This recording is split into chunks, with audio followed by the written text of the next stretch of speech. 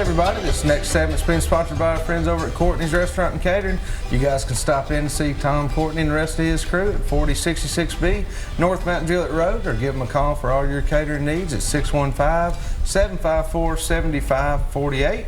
If you come in there to eat lunch, be sure to say hello to me and my crew, because we're usually in there most days. We will be there in 2 weeks. We'll be there again here in a couple weeks. Mike's going to get to go down there for the first time. Guys, we're going to go ahead and keep the phone lines open for y'all tonight. You can call us here at 615-737-7767. Until then, we're going to keep on talking to these guys. Let's hit a little bit. Now, you guys do several podcasts and things like that, and you work with some other companies as well. But what about the podcast for me? What kind of podcasts and things? We usually bring in. So our goal with the podcast is we want to build a sense of community, especially with like the drag racing scene, the hunting scene, just to like give some bring everybody together. Yeah, give some information, have something that people can like really listen to and like connect with on like a personal level. So it's Bagger Buck TV podcast. It's on YouTube. All the episodes we have on, and they're pretty interesting.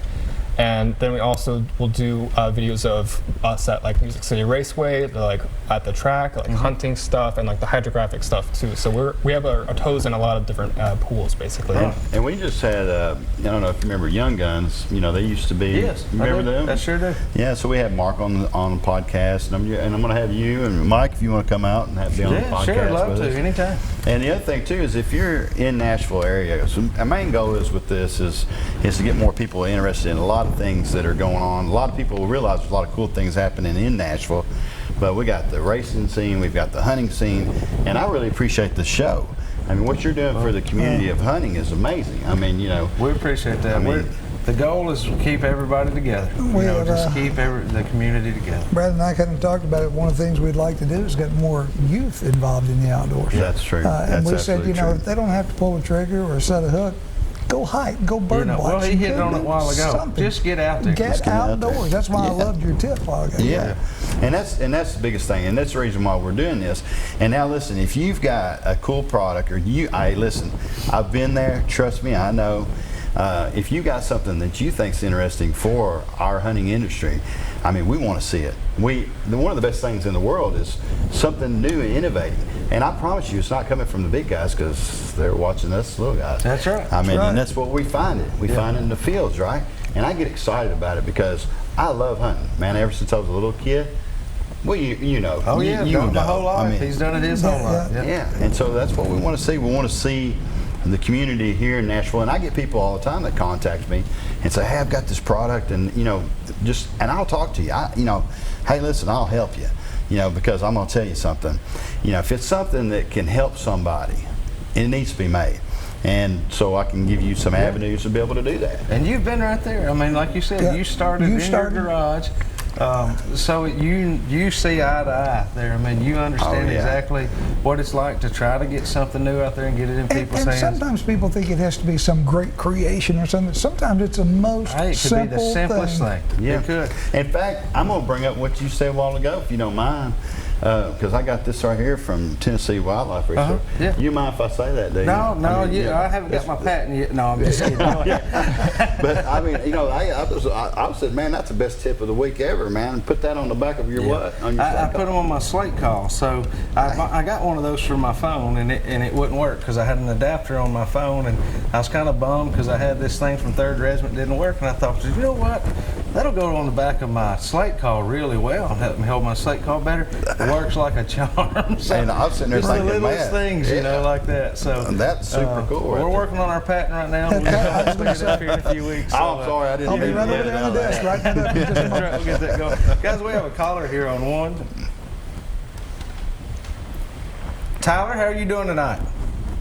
Doing it, Brandon. Well, thank you for calling. How can we help you tonight? I got a 22 250 rifle, and I was wondering how far you would sight it in for. Well, that would vary. In my opinion, you might get 4 different answers up here. I was going to say. In my opinion, that's going to vary. Number one, with what you're hunting with it. How far do you think shots will be on average? if I've got to just pick a number without knowing what you're going after, I'm going to zero it at 100 yards. I might set it an inch to an inch and a half high at 100 yards, and I probably would not have it any higher than that. If it were me, depending on what I were hunting with it, same predators, varmints, something like that, I'm probably going to have it at 100 Most yards likely, because that myself. 22-250 is a pretty flat shooting gun. It It's is. really fast. But, you know, what grain bullet are you using? What grain bullet and all that factors in. But to give you a basic answer, I usually try to have my rifles an inch to an inch and a half high at 100 yards, depending on the drop rate of that particular rifle. Right, you can get ballistics off the back of the ammo pack. That's right. If you're buying factory ammo. That's right. Now, if you were sighting in a 300 Magnum and going with these guys out west to hunt mule deer or something like that, you probably want that rifle to be sighted a little higher, a little bit further, probably a 200 yard zero, I would imagine, something along those lines. But around here, I usually stick with 100 yards. Okay. And would you take the scope off, or would you keep it with iron sights?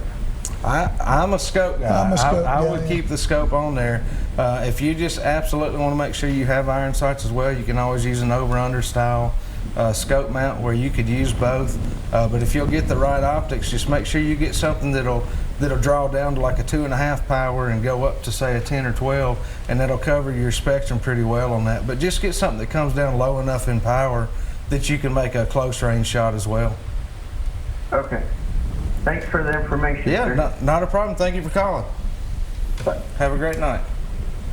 It goes right along with what I was doing last week when we Yeah. were shooting. We shot 308, 224 Valkyrie, 308, and we shot our CVA 50 cal. I tell you, you're going to have that CVA figured out by the time season gets here. buddy. I'm having a blast with that. I but, told him when he first got it, I said, you're going to love that CVA. I said, I'm telling you, you're going to love the way it shoots. And he finally took it out and shot it, and I think he's shot it about every week since, yeah, I have, since he got it. and I've shot it actually more than my centerfire rifles in the last few weeks. Yeah. But one thing Brandon didn't tell me was that it has a punch to it.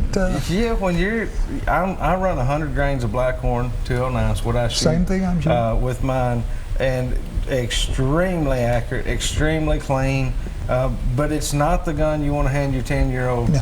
kid. You know, you want to go down, because you can shoot 70 or 80 grains of Blackhorn and be just fine. So you can set a muzzleloader up for a kid, but no, it'd be like giving them a 150 grain charge. And CVA punches them out there at the Magnum. I'm not going to shoot 150 grains. That's right. Trust me. Yeah, that's enough of that, right? Well, guys, we're going to get ready to take another quick break. When we come back, we'll have a calendar of events for you guys and wrap up this week's Southern Woods and Waters.